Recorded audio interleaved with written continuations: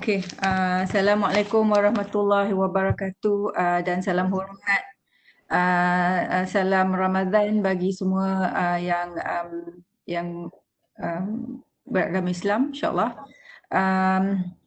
Kita sangat berbesar hati di sini. Pengajaran UKM menganjurkan webinar siri keempat hari ini dengan dua jemputan dari Fakulti Kejuruteraan dan Alam Bina. Yang pertama ialah Prof. Insinyur Datuk Riza Atiq Abdullah. Saya go with Prof. Datuk dulu.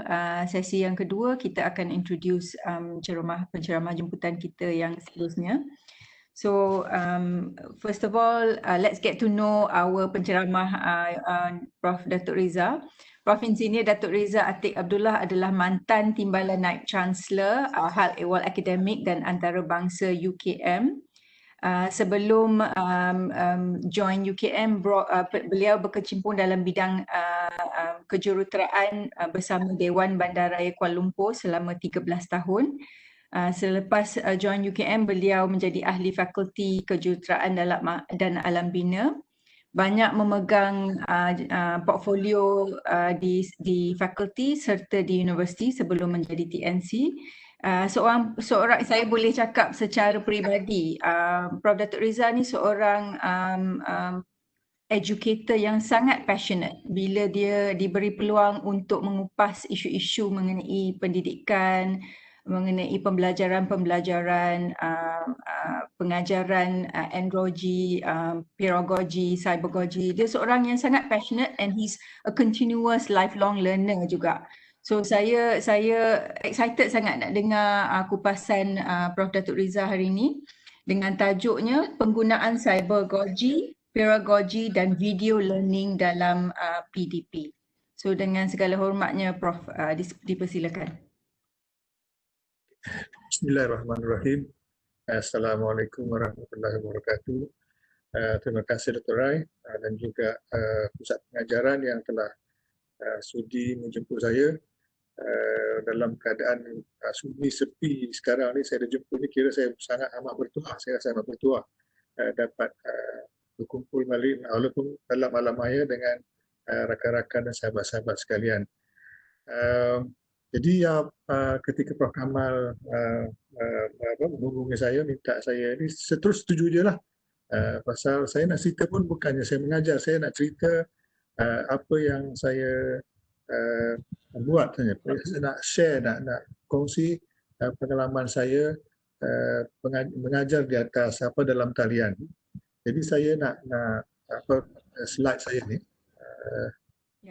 Ini ya. Ke situ pula. Saya mulakan boleh. Okey, boleh lihat Prof. Cuma saya nak ke tengah pula perginya. Dia tak mula daripada ni. Kejap ya. Oh, I see. Dari mula ya. Okey. Dari mula. Tidak dia. Okey, tak apa. Kita tutup mata semua orang, jangan lihat. Tak apa. Tengok pun tak apa. Silap tadi masa test run tadi jangan lupa nak apa balik. Tak apa, ni we begin with end in mind. Ni saya gunakan template UKM, tak tahu ada yang baru ke tidak. Ni mungkin lama kot, ada yang baru lagi. Okey, tak apa Prof. Ini template UKM ya. Jadi saya nak cerita pengalaman saya sebenarnya. Macam mana saya gunakan cybergogy, pedagogy dan video learning dalam pengajaran dalam talian lah. Dulu kita biasa bersemuka di depan pelajar. Pelajar nampak kita nampak pelajar. Kita boleh tengok macam mana gerak badan dia semua kan. Tapi dalam atas talian ni kita tak tahu pelajar kita ni belajar ke, tak belajar ke, excited ke, tak excited, kita tak tahu. Jadi saya manfaatkan semua ni untuk memastikan pelajar kita belajar lah. Secara keadaannya macam inilah kita ni ya. Saya sebenarnya bukan melihat setakat PdP saja, bukan setakat melihat arahan perintah sekatan pergerakannya. MCO pakai tu je, tapi lebih pada tu lagi. Sebab pelajar kita tak sama dengan masa zaman-zaman dulu lah. Pelajar kita ni dia biasa dengan alam cyber ni. Kemudian pula nanti kita dah ada new normal ni, ada new normal yang lain daripada yang sebelum-sebelum ni. Kemudian bajet pun amat terhad. Lepas tu kita ada saingan tau, saingan daripada universiti macam University of the People kan, yang bayarannya murah dan di-recognize oleh di antarabangsa. Dan satu lagi Universiti 42, 42, Universiti 42 ni tak ada pesarah langsung dan free. Tapi dia punya graduate dia memang dipilih lah, tak semua orang boleh masuk universiti ni. Dan graduate dia memang amat dicari-cari dan laku. Jadi ini satu cabaran yang amat besar pada kita lah kan. Jadi saya punya sinopsis kurang macam ni, lebih pada pengukuhan saya kepada bukan setakat COVID-19 saja, arahan gerakan ni, tapi apa yang selepasnya akan berlaku lah, dan kita tak boleh lari daripada pengajaran dalam talian ini kan. Jadi inilah saya nak kongsikan lah kan, apa yang saya nak buat ya, cybergoji, pedagogy, video learning, kemudian digital badging ni, pemberian lencana digital lah kepada pelajar-pelajar kita, kepada learner kita, kepada pelajar kita. Ini yang saya gunakan untuk motivate dan pastikan pelajar-pelajar kita belajar ya. Apa yang dikatakan cybergoji ni, selalu dulu pun saya mendengar cybergoji, saya pun tak faham apa benda cybergoji ni kan. Apa benda bila masa ingat 3 tahun lepas mula dengar ni, 2 ke 3 tahun lepas mula dengar cybergoji ni. Tapi saya tak faham apa benda ni. Tapi bila saya study kan, ini saya dapat lah. Dan ini saya gunakan lah kan. Jadi pertama, kita bukan lagi mengajar one way seperti dalam classroom, tapi lebih kepada facilitating ya. Facilitating pelajar kita belajar, sebab kita tak boleh nampak dia kan. Kemudian lebih kepada pusatkan pelajar. Kemudian pembelajaran kendiri dan kolaborasi. Di sini penekanan lebih kepada pelajar tu belajar sendiri dan kolaborasi di antara sesama mereka, dan juga penggunaan teknologi. Jadi empat perkara ni mesti ada dan berlaku di alam maya, di alam cyber lah, kan, dalam cyber kan. Dan macam mana kita nak pastikan pelajar kita belajar? Ada 3 faktor. Satu, kognitif itu sendiri, pelajaran lesson yang kita nak bagi itu. Kemudian ada faktor sosial dan ada faktor emosi kat situ. Dalam faktor kognitif ni, konten yang kita bagi tu kena ni lah. Konten yang kita bagi tu kena menarik, dan aktiviti yang kita design tu pun kena orang akan suka lah aktiviti yang kita buat tu kan. Kemudian learning style. Pelajar kita ni ada macam-macam learning style kan. Ada yang suka melihat, ada yang suka mendengar, ada yang suka membuat, ada yang suka membaca dan menulis. Ini pun kita kena ambil kira lah kan dalam kita punya ni. Kemudian dari segi faktor sosial ni, pelajar kita ni macam-macam jugalah. Ya, dia macam-macam. Jadi kita kena ambil kira lah latar belakang mereka. Dan juga saya lihat pelajar-pelajar yang di Sabah tu terpaksa naik ke atas gunung atau bukit. Kan, atas bukit nak dapatkan internet, capaian internet. Kemudian banyak pula nyamuk kata dia. Kena bawa juga asap kan. Jadi kadang-kadang macam ni kita kena ambil kira dalam kita punya pengajaran. Kemudian satu lagi yang faktor emosi ni, pasal mereka biasa dalam classroom, tapi sekarang ni mereka terasing. Semua terasing. Kalau kita belajar 50 orang, dia tak bersama-sama. Jadi kita kena buat supaya mereka rasa ada autonomi, masa sama ada kawan-kawan. Mereka bersama-sama kawan-kawan mereka. Dan yang ketiganya, walaupun mereka dalam bilik, ataupun macam pelajar di Sabah tu berada di atas bukit, di celah-celah pokok kelapa sawit, tapi mereka ada rasa alam belajar lah. Kemudian ada rasa proses pembelajaran itu berlaku. Jadi tiga-tiga ni kena ada kita ambil kira dalam mereka bentuk kita punya pembelajaran. Ya, dan ini adalah semuanya dalam talian ya, dalam talian. Walaupun pelajar kita di celah-celah pokok kelapa sawit di Sabah, ataupun di rumah kampung, ataupun di kondo, semuanya berlaku dalam talian. Ya. Kemudian pedagogi. Pedagogi ini pun sama juga. Pedagogi ini biarlah kawan-kawan lah kan, belajar sesama kawan. Cuma kita jadi macam pembimbing supaya pembelajaran tu menjurus kepada satu arah yang kita kendaki ya. Jadi pertama kita perkasakan pelajar kita ya. Kemudian kolaborasi pelajar, kemudian kongsi tanggungjawab belajar. Dulu kalau kadang-kadang pelajar kita ni dia suka kita yang tanggungjawab untuk mereka belajar. Kalau kita tak bagi arahan dia diam. Kita tak ingatkan, mereka pun relax kan. Tapi tak macam tu. Kita nak supaya pelajar-pelajar kita rasa dia yang bertanggungjawab untuk pembelajaran dia lah. Kemudian mereka kongsi kefahaman mereka kan. Sebab kadang-kadang satu-satu lesson tu pada 30 orang lain-lain dia punya kefahaman. Jadi mereka perlu berkongsi supaya kefahaman tu lebih kurang sama kan. Kemudian kongsi pengetahuan kan. Bila mereka search internet, ada yang dapat daripada tempat lain, yang seorang lagi dapat dari tempat lain. Jadi macam-macam dia punya pengetahuan dia dapat dan itu dikongsilah. Kan. Jadi pembelajaran ini sesama mereka, tapi kita sebagai pesara, sebagai guru, kita sediakan supaya mereka menuju ke arah learning outcome kan. Kita punya learning outcome tu ada dan kita nak pastikan pelajar kita capai learning outcome tu.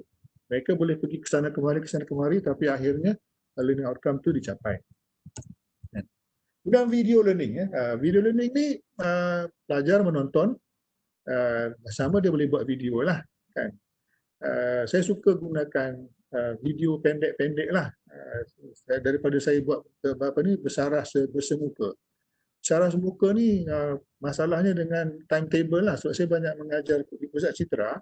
Pusat citra ni pelajarnya datang daripada berbagai fakulti, bukan saja di Bangi tapi juga di KL dan juga di Ceras kan. Jadi mereka ada timetable mereka sendiri yang padat. Jadi kalau saya mengajar bersemuka, memang impossible mereka boleh ikut kan. Jadi saya suka buat video-video pendek dan mereka akan menonton bila mereka ada masa. Bersama saya nak juga mereka buat video kan, buat video. Jadi kedua-duanya ni adalah merupakan video learning lah, akan membuat pelajar kita belajar. Jadi pelajar kita ni ada masing-masing gaya pembelajaran ya, learning style kan. Ada yang kata 3, ada yang kata 4, ada yang kata 7, ada yang kata 8. Tapi saya kata 4 cukuplah ya, 4 ya. Satu, dia suka melihat, dan ada yang suka mendengar, ada yang suka membuat, ada yang suka membaca dan menulis kan, membaca dan menulis. Macam menulis ni misalnya macam kita buat thesis kan, masa kita buat thesis, kita baca, kita tulis kan, kita buat eksperimen lah, dan kita tulis. Membuat ni misalnya reka bentuk kan, mendengar ni dia pergi attend kelas, dia dengar. Penglihatan ni dia suka tengok macam video ke apalah kan. Jadi 4 perkara ni sebenarnya semua kita boleh belajar melalui 4 channel ini. Tapi ada pelajar kita yang kuat dari segi penglihatan. Ada yang suka by doing dia buat. Tak buat dia tak faham-faham. Dia kena buat juga. Jadi 4 perkara ni kita kena masukkan dalam video learning ini. Misalnya dalam penglihatan dan pendengaran, bila kita bercakap dalam video, kita tunjuk gambar-gambar video ni, itulah kita telah mengambil kira penglihatan dan pendengaran mereka kan. Kemudian yang membuat ni dan membaca ni, mereka buat video. Jadi kedua-dua dia kena ada. Kita buat video, pelajar kita kena buat video juga. Jangan kita saja yang buat video lah kan. Jadi dan video ni biasanya kalau ikut sekajian di Harvard University, 6 minit je pelajar kita boleh dengar. Lebih daripada 6 minit tu maksimum 10 lah kan. 10 minit tu lepas tu dia tak dengar dah kan, dia jemu kan. Sebab tu dalam YouTube dia digalakkan jangan lebih dari 10 minit lah kat YouTube ya. Jadi, kemudian yang berikutnya pemberian lencana digital badging. Asalnya lencana ni diberikan kepada orang yang ada kemahiran profesional lah. Jadi dia ada kemahiran tertentu dibagi dia physical lencana, badging physical badge kan.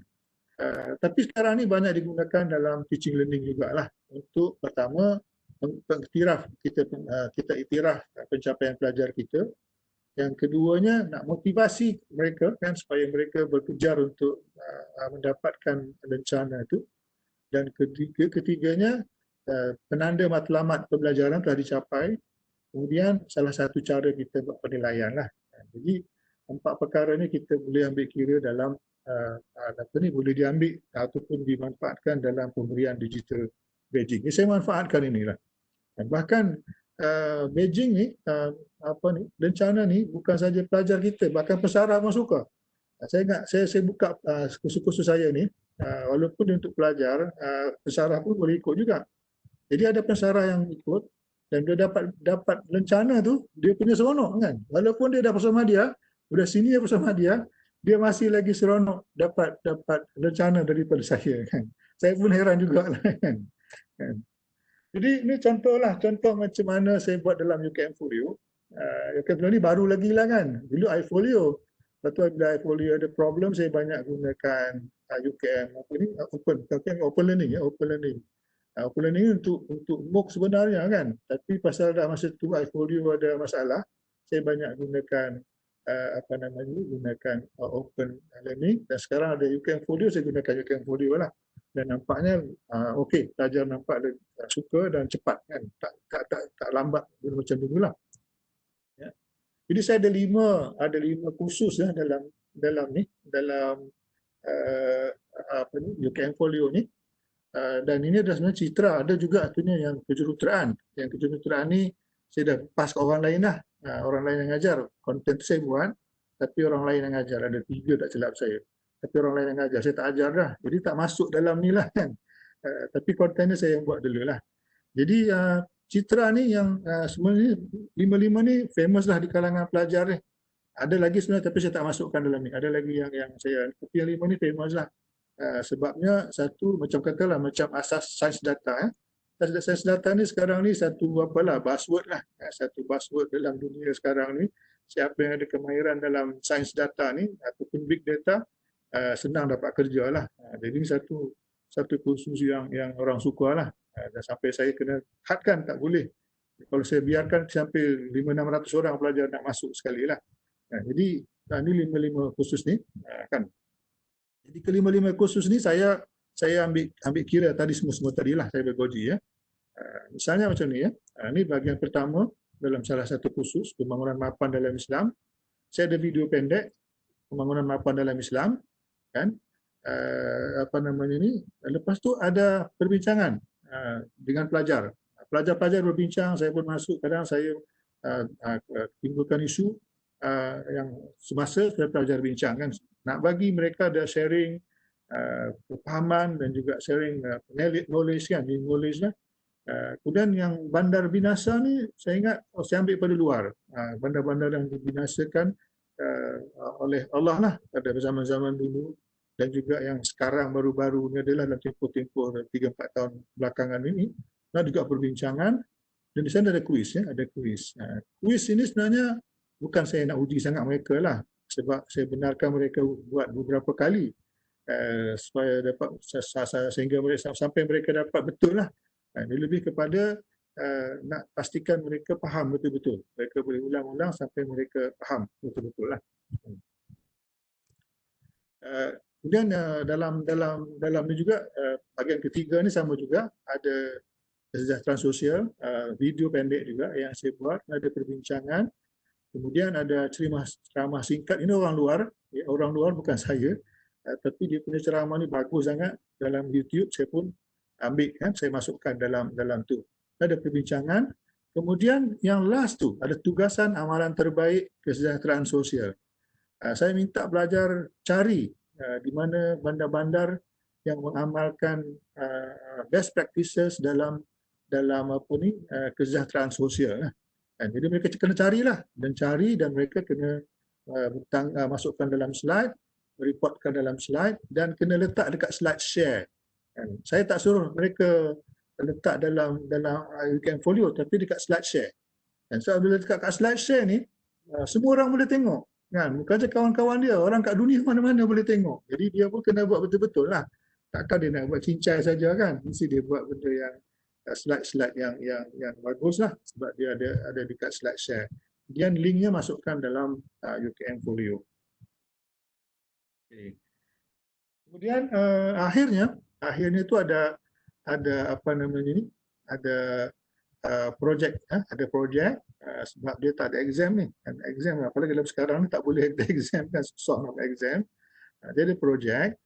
Projek tu pun laporan dalam bentuk slide. Slide ni pun sama juga, saya minta mereka letakkan dekat slide share supaya mereka boleh lebih berhati-hati lah kan, berhati-hati, jangan misalnya ciplak orang punya kan, kalau ciplak tu orang marah kan, terus kena lah. kan, dan mereka pun akan buat gambar yang cantik-cantik, slide cantik-cantik lah kan. Kemudian masa sama saya minta juga mereka buat video kepada projek akhir itu kan, dan naikkan ke atas YouTube juga lah, YouTube, dan berikan link dia kepada UKM Folio.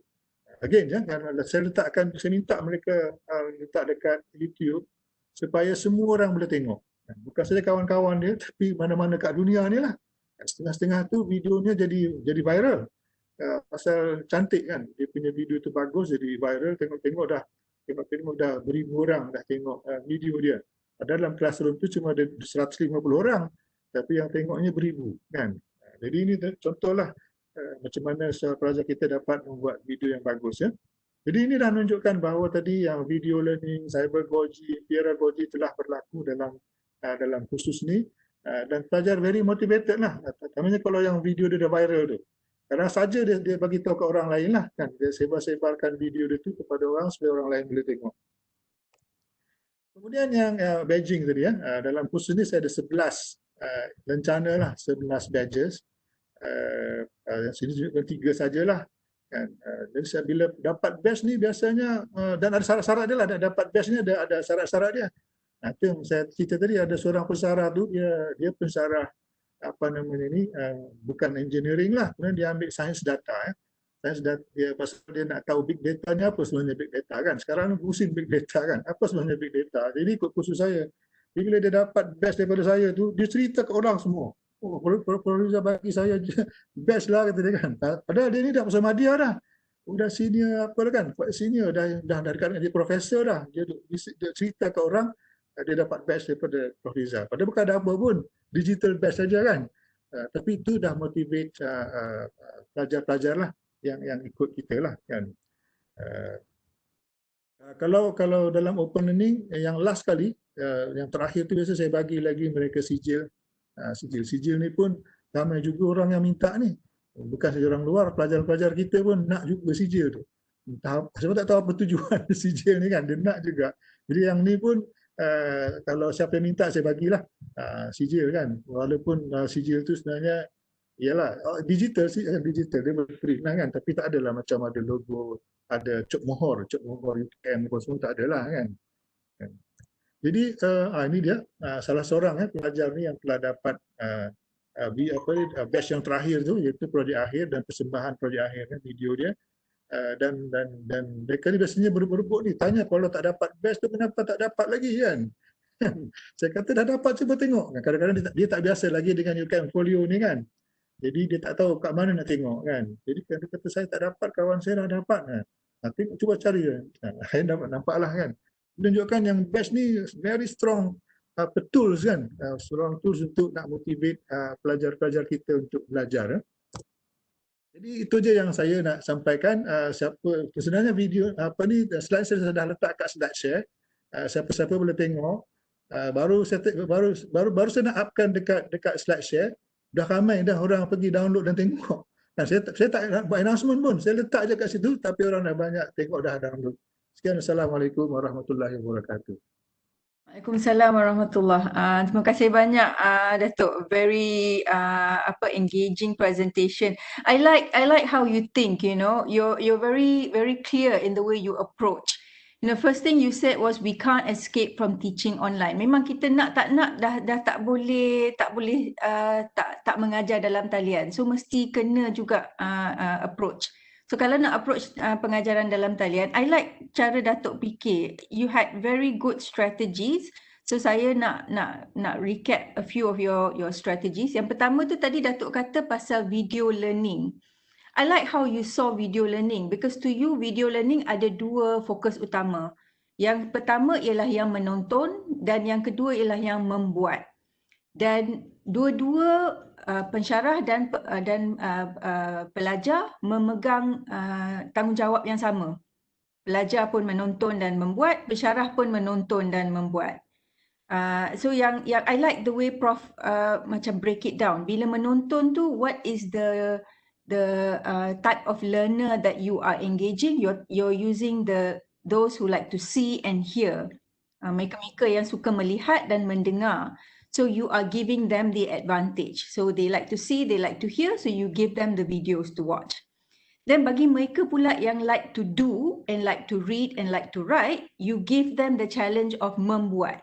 Tapi dua-dua kumpulan kena menonton dan kena membuat. Jadi tak ada, so it's equity. There isn't a kind of a bias kepada mereka yang suka melihat atau yang suka mendengar atau bias kepada mereka yang suka membuat. Dua kumpulan kena ada aktiviti yang sama, kena menonton dan kena membuat. I like that strategy very much and I think it's a very focused, clear strategy. Soalan saya begini Datuk, do you have to teach them, kena mengajar mereka tak cara membuat video? Sebab nak buat video ni, saya semester ni ada assignment video essay, pelajar kena submit lepas raya nanti. So Datuk kena ajar tak macam mana nak buat video? Atau bagi guide ke atau ada tak apa-apa kriteria bagaimana melakukan video yang mantap? Sebab video Datuk suruh share nak jadikan viral. So kenalah ada macam, kenalah molek sikit kan? So do you have any particular strategy on how to make videos for your students? Atau Saya tak dengar. Ya, okey. ha, Jadi macam ni, pertama memanglah pelajar-pelajar kita ni dia dah biasa dah dengan buat video ni. Jadi saya tak payah ajar lah. ya. Tapi saya ada masalah sikit dengan pelajar-pelajar yang daripada pendalaman ataupun daripada luar negara. Setengah tu memang dia tak reti macam mana nak buat video. Kan? Jadi apa namanya ni, kadang-kadang masa saya dulu, sebelum saya retire lah, sebelum saya mereka datang jumpa saya akan tunjuk macam mana lah. Tapi sekarang ni dah dalam keadaan macam ni, mereka pun tak boleh datang kan. Jadi sebenarnya ada banyak sebenarnya apa namanya ni, dalam talian ni cara-cara buat video yang bagus. Biasanya saya akan terus bagi link kat dia, ni caranya lah kan, macam mana nak buat video yang bagus kan. Jadi mereka tengoklah. Cuma sekarang ada masalahnya bila jadi macam ni, masalah besar, saya tak tahu macam mana nak settlekan ni, masalah capaian internet. Kan? Macam misalnya pelajar dari Sabah tu terpaksa naik atas gunung atau bukit kan. Lepas tu tak lama tu bateri komputer pun dah habis, elektrik tak ada kan. Saya tak tahu macam nak solve that problem, saya tak tahu macam mana nak buat. Okay. Ada soalan di sini, Datuk.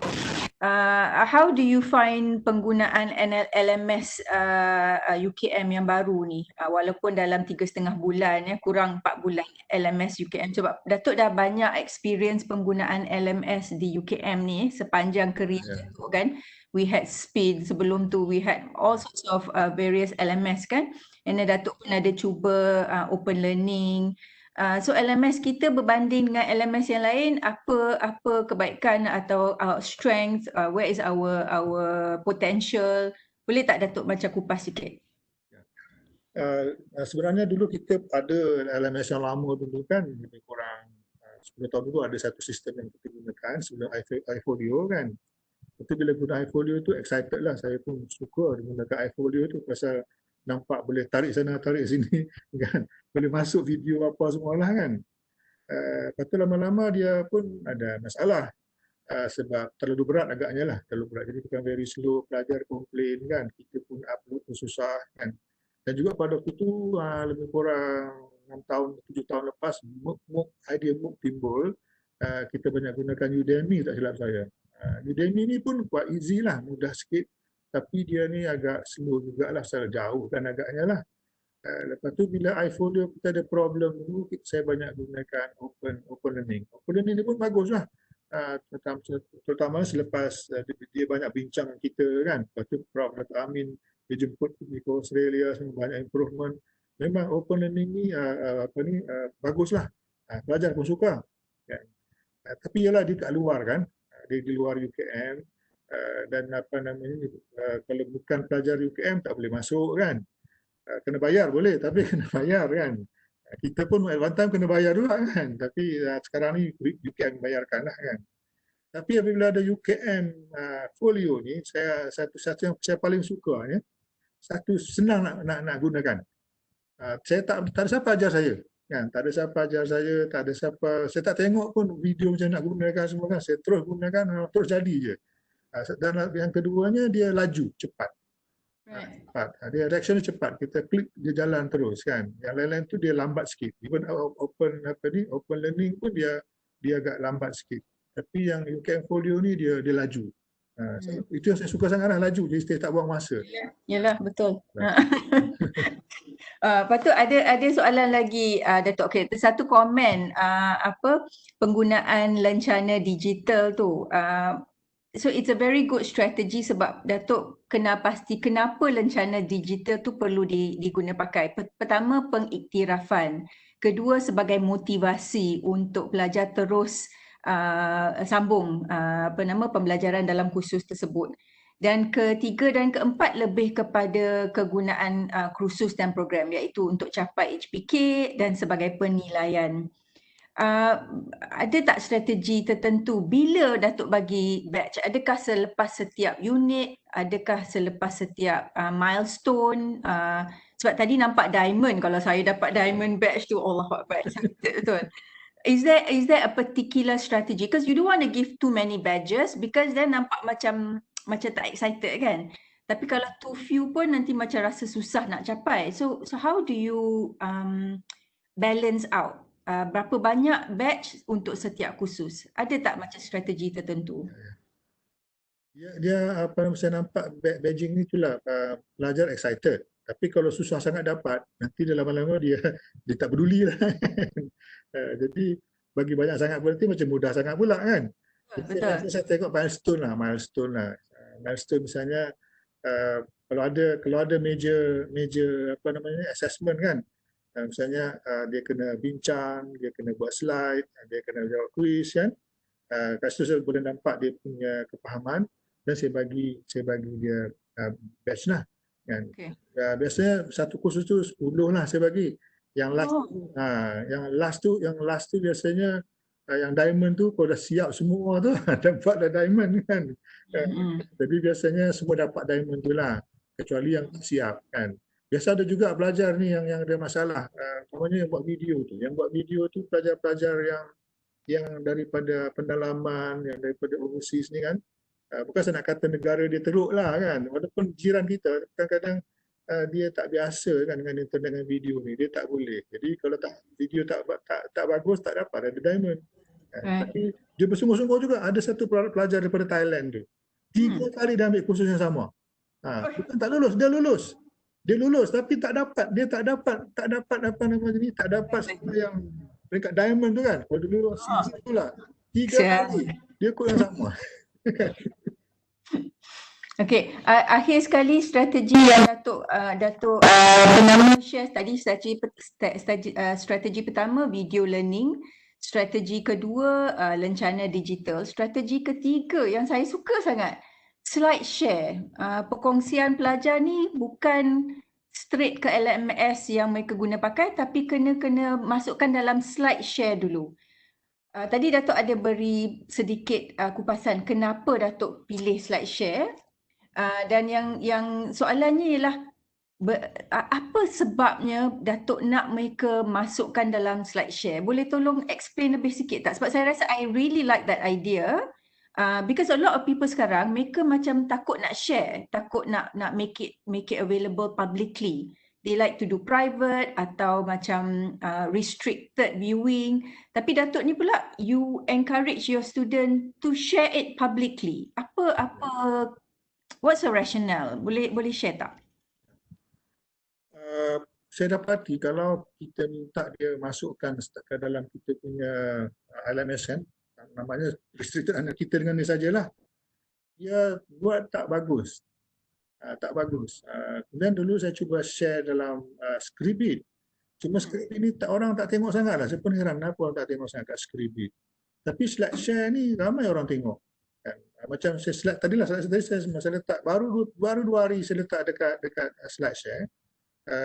Dah kan, dah lebih dah 100 orang dah tengok dah. Saya tak bagi announcement apa pun, saya tak bagi tahu orang pun. Saya letak situ diam-diam aje. Jadi pertama saya nak supaya pelajar kita ni jangan segan-segan lah. Dia kena berani tunjukkan kepada orang apa yang dia buat. Dan slide share adalah platform yang saya nampak mudah mendapat tarikan daripada orang. Dan biasanya bila dia buat tu, dia hantar tu, dia pastikan pertama tak ada copyright isu lah. Main cedok sana, cedok sini kan. Tak tiru orang kawan dia pun tak tiru. Sebab semua orang boleh tengok. Kawan dia boleh tengok, orang mana-mana boleh tengok kan. Jadi itulah jadi satu saya nakkan supaya dia jangan sebarkan apa yang dia ada. Yang kedua tu supaya dia buat betul-betul lah kan. Dan biasanya pelajar ni bila mana-mana yang betul-betul yang sungguh-sungguh tu dia akan bagi tahu ke orang lah. Dia bagi tahu pada orang, dia war-warkan supaya orang tengok kan. Sama juga dia punya pembentangan yang YouTube tu. Ada pelajar tu kadang-kadang dia letak private. Mana saya seorang je yang dibagi boleh tengok. Kata no, buka kata YouTube tu kan supaya orang semua boleh tengok kan.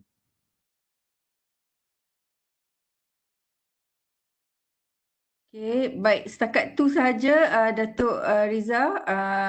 Tiada soalan lagi dari peserta. Ada tak soalan-soalan yang peserta? Kita ada 61 participants.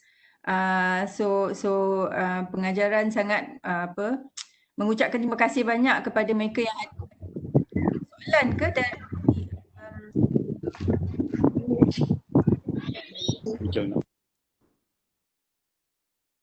kalau ada soalan kita boleh bertanya.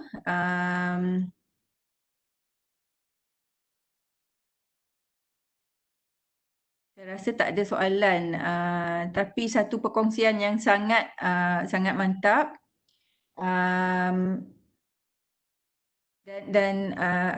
Saya nak bagi pihak pengajaran nak ucapkan terima kasih banyaklah Prof Datuk kerana perkongsian Datuk ni, and saya doakan semoga Datuk terus dapat berkongsi dan okey, ada satu soalan. Sorry, saya tak nampak. Saya pun tengah cari. Saya dulu yang Okey. dengan Presiden hitam kan? Dia ada cakap. Tak cakap pula pasir hitam. Sebenarnya tu dia pampatkan. Assalamualaikum, tolong mute-kan ya yang lain tu. Okey. So ada soalan dari warga di sini. Assalamualaikum Prof. Bagi video pendek, adakah Prof sendiri yang menyediakan video tersebut atau menggunakan video-video yang terdapat dalam YouTube? Dia setiap lesson tu, setiap bahagian tu saya ada satu biasa yang saya buat sendirilah. Pendek je, tak jangan panjang sebab pelajar jemur muka kita ni. Muka kita orang tua pula kan. Kalau cantik lawa macam artis tu dia tengoklah. Tak lama. Saya pakai biasanya 6 ke 10 minit je lah. Lepas tu baru saya ambil orang-orang lain punya juga, masukkanlah kan. Kita perlu letak video kita sebab kita nak pastikan pelajar tuju arah yang betul.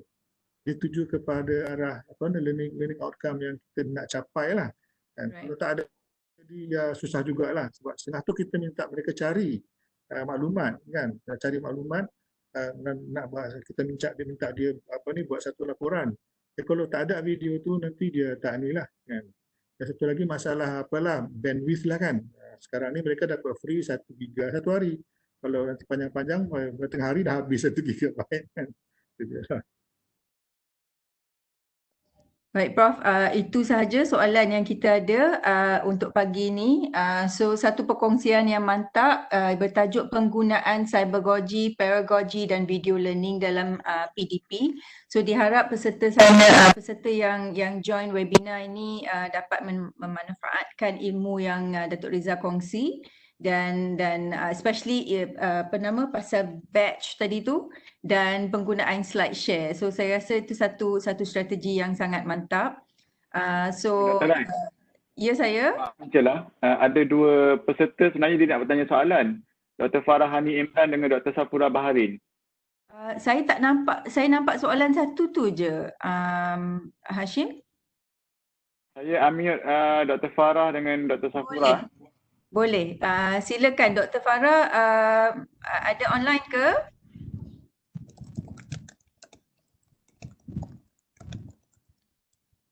Ataupun Dr. Safura Baharin.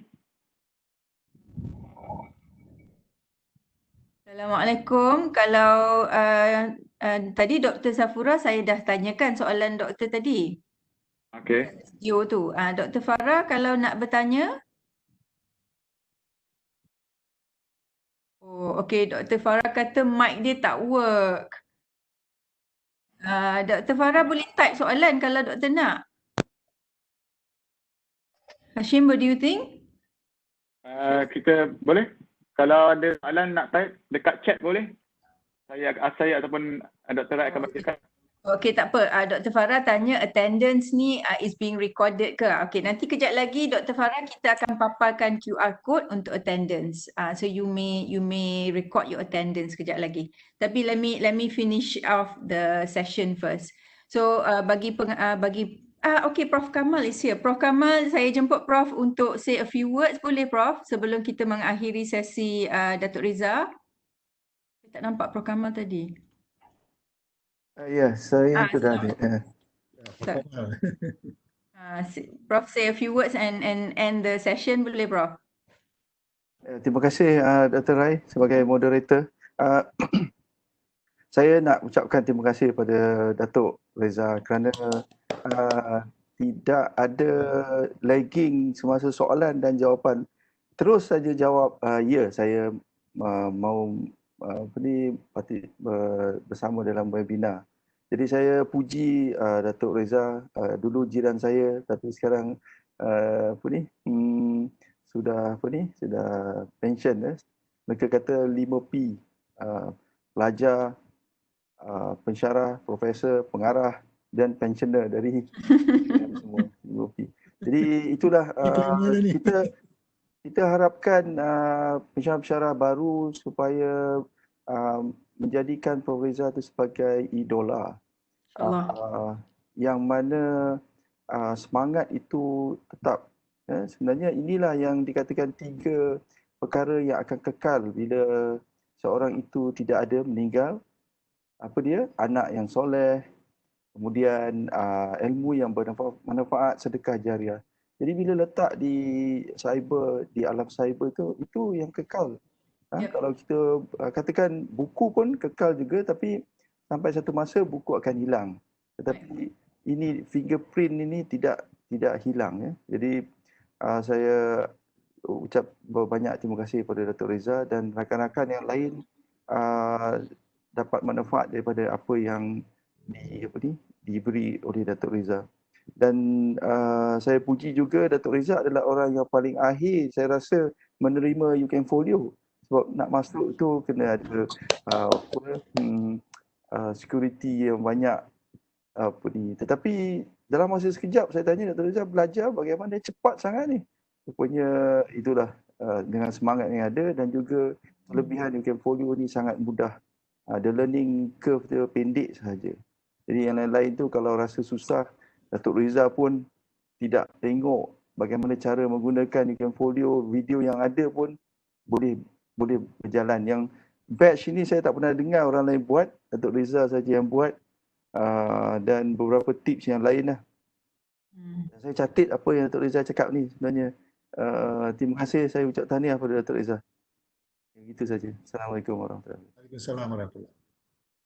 Okay, terima kasih banyak Prof Kamal dan Prof Datuk Riza. So kita pause webinar kita sekejap di sini dan akan sambung dalam pukul 10.30 untuk perkongsian yang seterusnya. Sebab kita dah bagi time so takut kalau ada peserta nak masuk at 10.30. So kita tunggu macam mana pun dalam 10.25 tu kita akan buka session semula. Okay, kita pause sekejap. Assalamualaikum warahmatullahi wabarakatuh. Tapi jangan keluarlah, duduk aja kat sini. Assalamualaikum warahmatullahi wabarakatuh. Dr. Adi, are you online now? Dr. Adi? Okay. Alright, so kita boleh start ya? Shall we start? Are you ready? Okay, cool.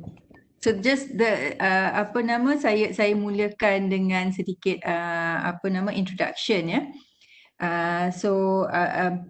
Prof Madya Insinyur Dr. Rosdiadi Nordin, seorang penyelidik dan pengamal profesional bidang kejuruteraan, mempunyai 5 tahun pengalaman dalam industri telekomunikasi.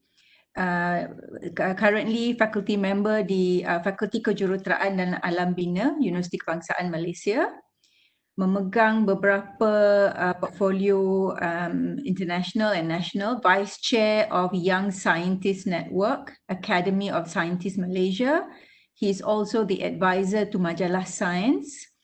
And this is something I like about your biodata, Dr. Adi. Since your doctoral study at the University of Bristol, which is in the area of wireless engineering, you said that you've been interested in everything wireless. So, from humans to various small objects by taking into consideration the future implementation of the next generation wireless technology. So it's very exciting times for all of us, but more so bagi mereka-mereka yang berkecimpung dalam bidang wireless ni. You're constantly at the forefront of innovation and technology development. Tapi dalam bidang pengajaran dan pendidikan bagaimana pula? Kan, how do you translate that? So topik kupasan Dr. Adi pagi ni ialah what's the new normal in education. So dengan segala hormatnya dipersilakan. Rasanya it's been 2 months since all of us been put into lockdown ataupun kita panggil perintah kawalan pergerakan, dan sekarang kita dah masuk fasa bersyarat. Okay. So but not only Malaysia but the rest of the world also experience this what we call a pandemics. All the business have to stop, the school have to stop, not only the school but the university also have to stop. So this is the point where what I'll describe a syndrome or what I call as an edudemic.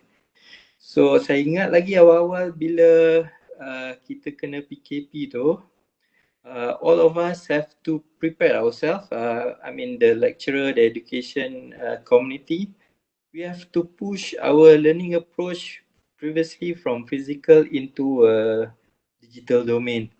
So that's the reason why I put this memes which I found in the internet. It made a reference to Titanic movie sebenarnya. Waktu Titanic tu nak tenggelam, the whole world is sinking, the business have to stop, some of the people have lost their job. But we as the educators, we still have to continue our life. We have to teach the students online. Even though there are some debates among us, some of us said it's a panic online learning, and some of us said this is a remote emergency learning. But everyone have to move forward. Teaching have to take place regardless pandemics berlaku atau tak.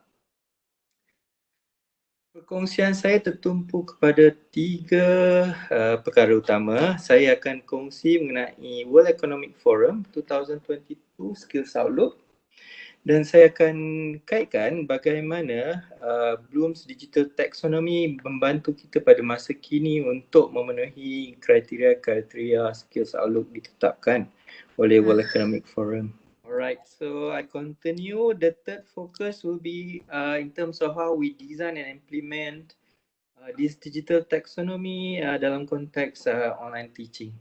Okay, so saya mulakan dengan job landscape yang dikongsikan oleh World Economic Forum. Report ni quite sometime 2018.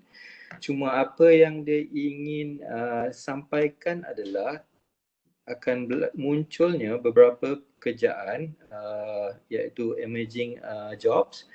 For example, the data analyst and data scientist. And also we're going to have AI and machine learning which will take place in terms of robot and automation. So that's why we also have to start to find expert in terms of using this AI. Okay.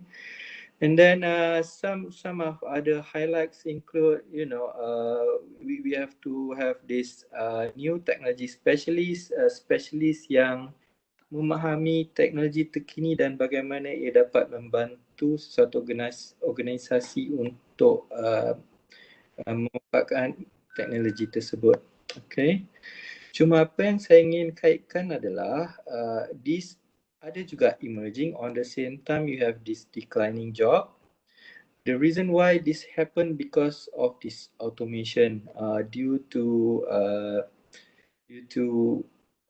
vast sensors and also machine that have been implemented due to Internet of Things technology. Kalau kita tengok in the next 2 years, machine will dominate at 42% of the job labor. Okay, while in 2025, the forecast by World Economic Forum said is going to be half, which is 52%. So this brings us to the bigger picture in terms of education. How do we prepare our graduates to ensure that they are still relevant in the future of automation? So World Economic Forum have identified 10 growing skills. So the first one though, I think is not really strange to us, analytical thinking and innovation. But the second one is quite recent. Pengajaran UKM juga masih aktif mempromosikan active learning atau pembelajaran aktif. Dan yang ketiga yang saya ingin highlight dalam perkongsian saya adalah mengenai kepentingan creativity dan originality dalam sesuatu pengajaran dan pembelajaran. Selain daripada itu adalah disebabkan kita akan bergerak online, dari segi emotion atau dari segi sentuhan naluri seseorang tu akan hilang because we are missing the physical contact tersebut. Everything have to be done remote by online. So these are some of the key skills that I want to highlight and also share how we can implement in our teaching and learning. Okay. So what I want to share here is, I think everyone is very familiar about Bloom taxonomy. Start from the level 1, which is more into remembering atau menghafal. And as we go up, the cognitive level makin meningkat. So what interests me is Prof Kamal hari tu ada share dalam group academic engineering about this digital taxonomy. So I did my further readings on digital taxonomy. Apparently it's not really new. It has been introduced in 2008. And only recently that, at least for myself, I realized I've been doing all this digital taxonomy throughout my teaching and learning. And, these are some of the teaching and learning I'm going to share by using the digital taxonomy. Excuse me.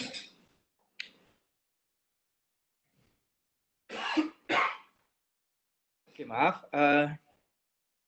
So kurang minum air, agak kering sikit. Saya ingin kongsikan salah satu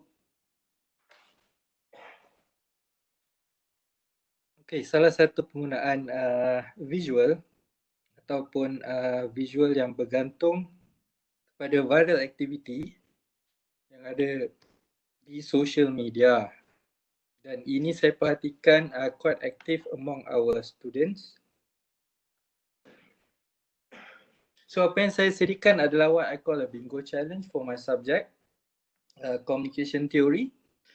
So dalam bingo challenge ni saya pecahkan kepada the learning outcome based on different topics kepada beberapa blocks bingo lah. So tujuan bingo challenge ni lebih kepada mereka untuk buat self check dan juga monitor their learning progress remotely while away from the campus. This is the bingo challenge ni saya sediakan sewaktu kita ada cuti dari semester dalam 2 atau 3 minggu. So just to make sure my student is, doing well mentally while don't forget about my subject, these are the bingo challenge. I mean, for example, in the first topic, I've covered about this element in telecom system. I've explained to them about Shannon-Weaver model. Then kita akan tengok aplikasi telekom system. Dan juga kita akan tengok bagaimana sistem telekomunikasi penting dan berkesan sewaktu COVID-19 through collaborative learning. So this is the first topic. So the idea of the bingo challenge is every student have to complete all the activity so that they can achieve the bingo. All right. So this one I prepared using Adobe Spark, but if you're interested to explore this, there are plenty other options like Canva, PictoChat, even the Google Drawing also. You can download several templates. So the next step, the next approach I want to share is on gamification. I think the gamification concept also not very new, but the benefit of gamification is sebenarnya dia menggalakkan competition among the students. I mean, for those who familiar with quizzes, bila kita guna waktu kuliah physical, you can see how excited is the student. You know, especially as they climb the ranks from the bottom to the top. So quizzes ni apa yang dia buat adalah dia menawarkan insentif.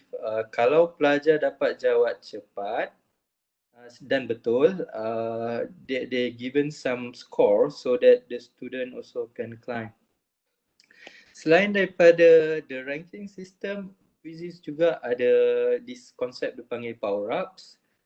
So if the student are able to answer several questions, consequently dia akan enable this power up dan student boleh pilih, for example, untuk menjawab soalan yang salah terdahulu. Dan selain daripada features yang saya mention sebelum ni, dia juga ada what we call in the internet lingo memes ataupun some comic just to motivate ataupun for example if they answer it wrongly, the character from Star Trek will tell them that you are answering the wrong one. Okay. So as much as fun in the class, but what's the benefit for us, the educators? So I want to share. These are the dashboard that the educators can see from their screen. So from their screen, you can tell how many players participate in your quiz, and also in terms of the accuracy. And the one that I show here based on the subject I teach this semester, communication theory. When you click further into the quiz name, they will give you a detailed breakdown about the performance based on each question. So ini adalah dashboard yang kita educators boleh dapat akses, while the one I share here is the screen that available for the students once they have completed their quiz. Okay. So for example, they're able to tell their performance.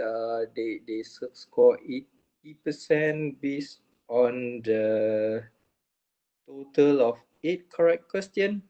And then they know how many time they spend to answer some question. And then they also able to tell their rank among their other peers ataupun sesama kawan lain lah. Okay. So these are some of the benefit for the student and for the educators juga in terms of gamification in learning. Selain daripada quizzes, saya juga gunakan Mentimeter. What I want to share here is how we can use Mentimeter untuk memahami some of the limitation or what should we focus on a specific topic. So for example, like this one, the topic is on telecommunication media. I purposely asked them, whether is it true that mobile network can cause cancer. Apparently, more than half of them think that mobile network can cause cancer, but as a telecom engineer, the answer is false. So to me, this is a big issue. My students think that the mobile network can cause cancer, and I have to do some correction to them. So this is the point where, I bring the level from remembering to creating to the higher cognitive level. So what I did is to use this app. We call it Flipgrid. Flipgrid ni dia allow student to record a very short video so that they can answer all the instruction that I've given to them. Okay. And so what I did, the assignment name is a myth on radiation risk for mobile.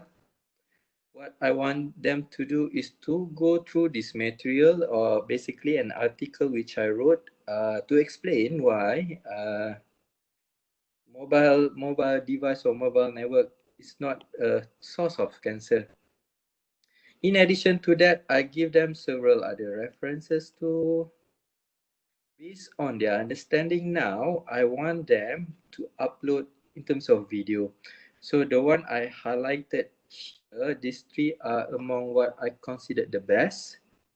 And if you can browse through from your mobile device, you can pay a visit to this link and appreciate some of the video that my student prepared to answer my question. Okay.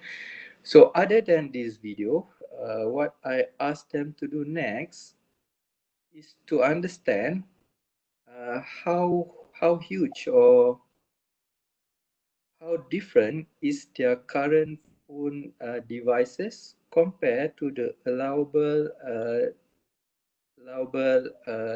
power. For this case, based on the FCC standard, FCC adalah spectrum regulator di US.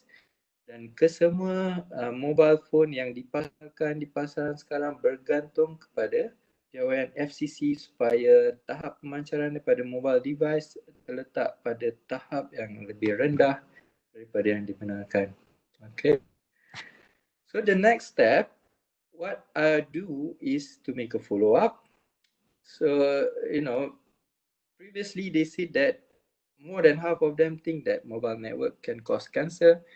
But upon completing the assignment now, I'm very happy to tell that more than 90% of them think that mobile network is not a cause of cancer.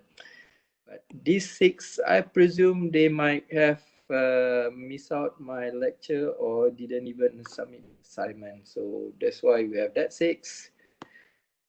The next step I want to share is how to make use of visualization ataupun penggunaan mind map. So the moment when the lectures start to shift to online learning, one of the approaches I've took is to ask my student to classify the telecommunication media according to different type. So macam kalau kita relate to real world telecommunication media ni ada 2 jenis. Satu adalah guided ataupun wired yang kita nampak daripada LAN cable ataupun fiber optic yang kita gunakan di rumah.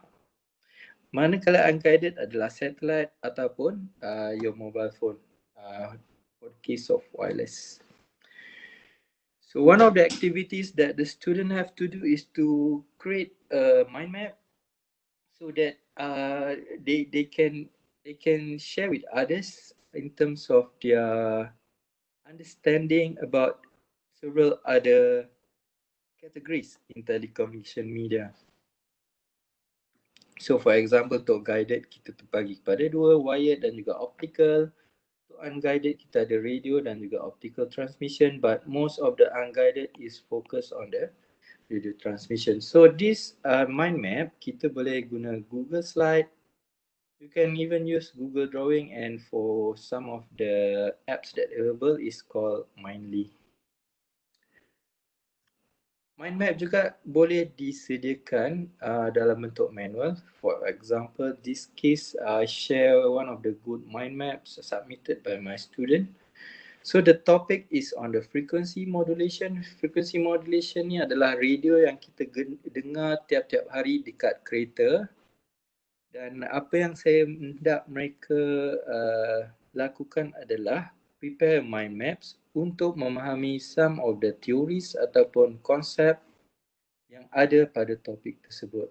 So for example, in FM topics, students have to familiar with the use of a Bessel function or this graph. So once they're familiar with the use of this graph, they are able to answer some question about the size of the bandwidth that will be used in some of the calculation. So by having this mind map, not only they're able to understand a complex theory, but on the same time, they're able to enhance their creativity. And for us researcher, we can use this to identify our research focus. For example, this one I prepared recently. I'm using Adobe Fresco together with the Apple Pencil. The idea is to highlight what is the focus of wireless research in UKM.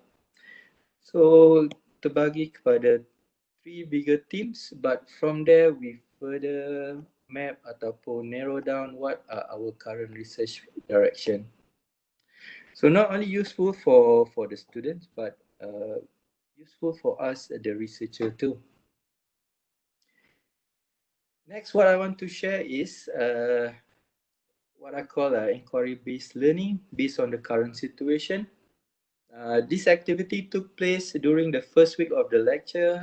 I briefed to them about telecommunication system, and during that time, COVID quite new in Malaysia. Pada waktu tu rasanya ada kurang daripada 10 kes. Cuma waktu tu kes sudah semakin meningkat di serata dunia. Apa yang saya hendak mereka kongsikan adalah kepentingan ataupun role of the telecommunication system during the pandemics. So this is a very short activity. By using Google Slide, 3 of them can log in on the same time so that they can prepare the slide before the end of the lecture. So this is one of the examples. One group, the 3 of them, they found one references which says that we can use 5G to detect the coronavirus by having this high quality and low latency video. While another group, they found the tracking devices by making use of GPS to allow the health agency to perform this contact tracing yang kita sedang lakukan oleh I think mostly currently quite active on pursuing this contact tracing concept.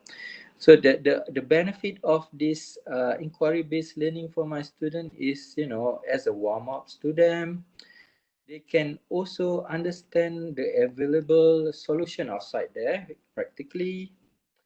Not only that, they understand the current issue and also some of the technological progress on the topic. And this one I think dah covered by Dato' Riza, but what I want to highlight, in addition of having the video, you can push the video to social media. For example, this is last year punya video assignment. Apa yang saya minta student tu buat adalah a different way to understand that radio frequency doesn't cause cancer, but in this case, focusing on 5G. So you can browse the video here. Cuma apa yang saya nak tambah di sini, selain daripada penilaian pelajar berdasarkan output yang dihasilkan, kita juga boleh melihat impact dari segi content ataupun creativity maker di media sosial. For example, like this infographic from the social media, I can identify that it had reached 206 people and it garnered 22 likes. And you can see quite an active engagement from the other social media user that have been following my Facebook page. Okay. So, other than the video, kita juga boleh sediakan infographic. This is also one of the beautiful infographic prepared by my student last year. Dia berkongsikan mengenai beberapa teknologi komunikasi. Contoh ini adalah 4G, manakala ini adalah komunikasi satelit. Dan all this infographic we can prepare there are plenty of apps, but the one that I share here is the one that I'm familiar with. Previously, I'm using Canva, but since I'm pretty much happy with my Apple Pencil, I'm using a lot of Adobe Spark recently. The next approach that I want to share is what I call a patient-based teaching ataupun learning. So the idea is to increase atau stimulate their interest and engagement. And with the lecture and learning activities done online, you have to find way to initiate their interest. So for example, like this one, it is occurred on the 5th of May. So if you are a Star Wars fan, 5th of May is one of the days that you have to celebrate because to commemorate this Star Wars cult. Okay, so what I did is to wish them good luck by having this animated GIF of Master Yoda. So the idea is to inspire and motivate the student to complete this online and open book test. All right. So one of my topics also involve a very difficult. To me, I think it's difficult, but when I get the response from students, I feel that it's a very boring to them.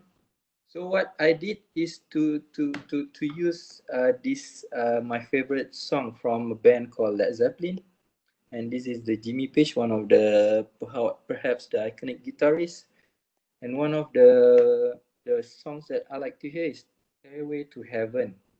Cuma apa yang saya kongsikan di sini adalah bagaimana signal yang kita nampak dalam domain masa akan diubah ke dalam domain frekuensi menggunakan konsep Fourier.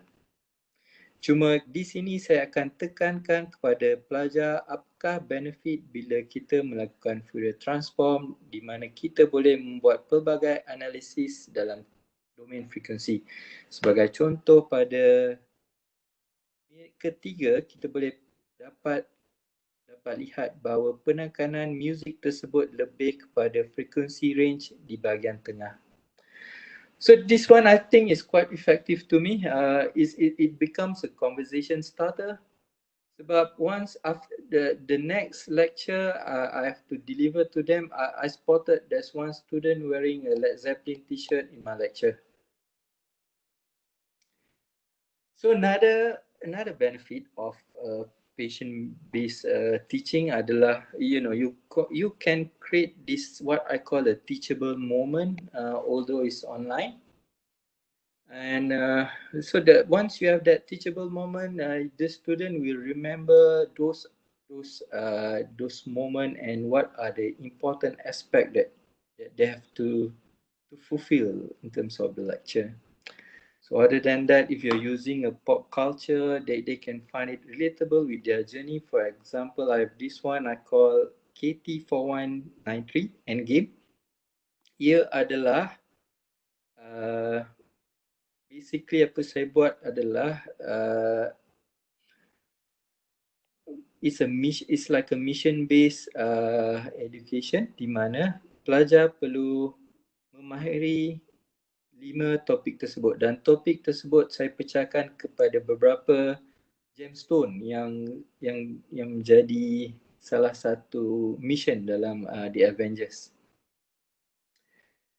So from the patient-based learning, I further transformed that approach into experiential learning. So if you're familiar with experiential learning, CORP have given 2 different phases based on 4 different approaches. As a start, you involve them with some conceptualization, and then they have to do some active experimentation.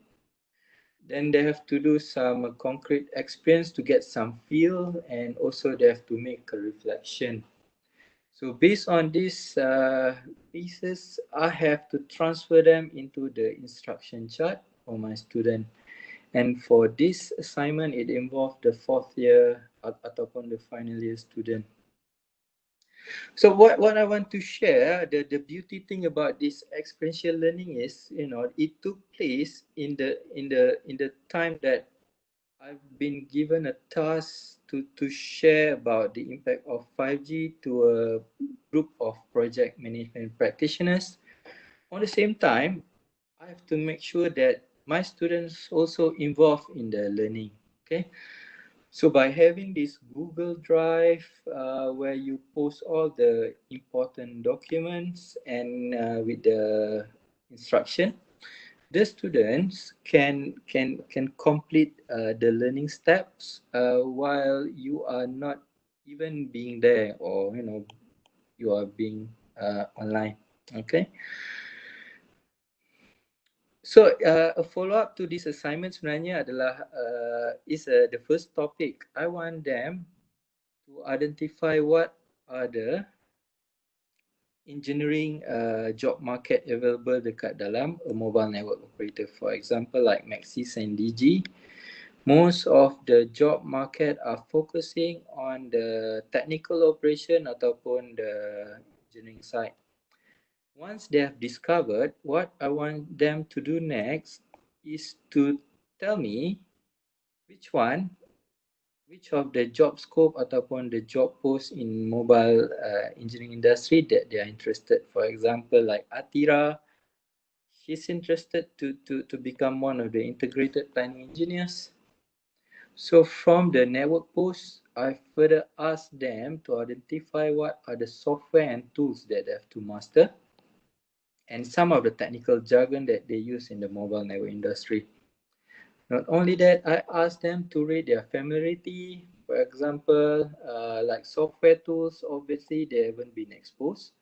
That's why they rate very low, but some of the technical jargon like AI, they rate it very high.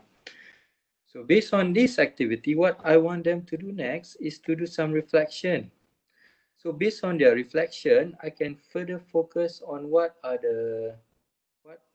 is my next learning activities. So obviously in this case, I will focus more on the exposing them to some of the apps ataupun tools that will be used later on in the mobile network industry. Right, just bear with some basic concept first. This is what we call a link budget. Kita ada mobile network tower, we have a mobile device, and in between, what going to happen is this engineering process. Cuma apa yang saya nak cakap, as the level get higher, the user are very happy because they get full bar. But when the level is very low, the user not very happy. Okay, so previously, during my time as a degree student in UKM, kita orang kena guna Excel file ni. Okay. But at the present moment, what I'm doing now is having this internet ataupun web browser which allow them to do the same thing. So with the advancement in the Google Map, they are able to calculate what I call a path loss. Okay. However, I recently found this chatbot which also can do the same thing. Ini adalah chatbot yang boleh dapat dari Telegram. I'm not the one that developed this, but I found this from my friend in ICTP Italy. They did some development work on this bot RF. So basically the student can do the same activity without having go through the internet, login with their laptop lah. But now they can use the Telegram to do the same thing. And what amazed me in terms of the calculation is not much different between these two. Okay. Right. I mean, I've shared plenty of approaches, but essentially, you have to find out how effective are they in terms of the student understanding. So I share this some of the result we able to generate. Yang ni adalah menunjukkan their understanding before, while as after the end of the semester, their learning progress is getting higher. So this paper there are 4 of us contributed. It involved other subject too, but these 2 are taken from some of the experience sharing which I shared just now. So you can see most of them agree that the activities are relevant, although they are happy with it. But as for me, I'm worried whether they understand, is it related telecom or not. Fortunately, yes. Selain daripada tu, saya juga tanya in terms of qualitative. I want to ask them, are they, the way that they learn will be changed from now on. And in terms of their readiness, the students still not yet mentally ready, but I'm quite happy enough to say some of my approaches to them have given them an exposure towards this remote learning. And this is some of the screenshot I'm able to extract from Mentimeter. I asked them what you remember the most about this course or my lecture. They found that using quizzes and Mentimeter is fun.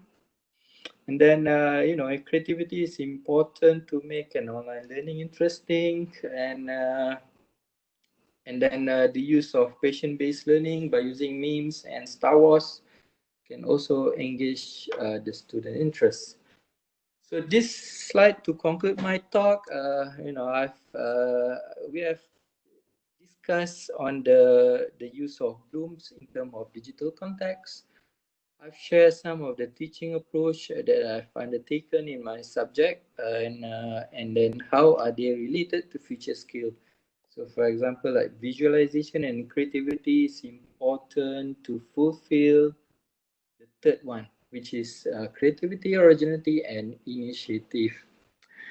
With that, thank you for being a wonderful audience. Although I cannot see your face, but I would like to take this opportunity untuk mengucapkan Selamat Hari Raya kepada semua. And I'm very active in social media, and later on I will upload my talk to LinkedIn. Okay, over to you, Dr. Rai. All right, mashallah. Thank you so much, Dr. Adi. A very engaging. I took lots and pages and pages of notes. So I just will quickly summarize before we start asking you some questions, just to kind of create a kind of a conversation. I like the fact that you reflected on your own student experience. Towards the end, you showed us the Excel file and how things are now compared to how things used to be. I like the fact that just because you were taught a particular way, you don't teach a particular way. I think that's the first thing that all educators have to keep in mind, that we innovate and be creative, not based on how we were taught. So I like that very much. And I have some questions for you, if you don't mind. Let's look at, first of all, the bingo challenge. Right. It looks like, based on your sharing session, the first thing that I came up with, or I came away with, was that you do a lot. You're very passionate. You spend a lot of time preparing all sorts of materials for your students. How do you get them to buy into your passion? Because sometimes, like, you are very passionate, yeah, and you have lots of students, and as the expression goes, not all 5 fingers are the same, right? So some are more passionate than others. So macam mana Dr. Adi pastikan bahawa pelajar-pelajar kita tu they buy into what it is that you are trying to do? Because in order for the engagement to really happen and for the activities to be successful, number satu, pelajar kena join in lah, kena participate, kena engage. What's your strategy? Ada tak macam, is there any particular strategy that you have used? Maybe you would like to share with us. I don't mean to put you in a spot, but I'm just curious. Right. Strategy-wise, I'll say I'm at the stage where I experimenting with lots of different approaches. I couldn't find which one is suitable yet to fully engage like majority of the population ataupun students lah. Like the bingo challenge, I notice it when I sit in the while waiting for the student to come, I noticed one student, scribbling with their mobile devices. Then I asked her, apa yang duk conteng-conteng tu. So she said it's a bingo challenge, is the current trend lah. So from there I pick up, then I feel that when I put this in bingo challenge, it helps them to to complete some of the boxes ataupun the learning outcomes tu lah. So I mean, so basically your student guided you into the bingo challenge. Your student taught you that this is what I'm interested in, and you experimented with that. That's your strategy. So you listen to what your students are interested in, and then you experiment with that. Yep. Brilliant. I mean, I think that's really awesome, because that means you're constantly observing what they are into, and you pick up on their interests and you experiment with that in your teaching. Yep. And another way is, they're very active in social media, like the infographic ataupun the YouTube video. Whenever I posted in my Facebook page, they're welcome to share it within their network. So this is another maybe some of the benefit to them juga lah. They can showcase their artworks, I call, to their other friends juga. Okay. Kemudian doktor ada share mengenai gamification, ya.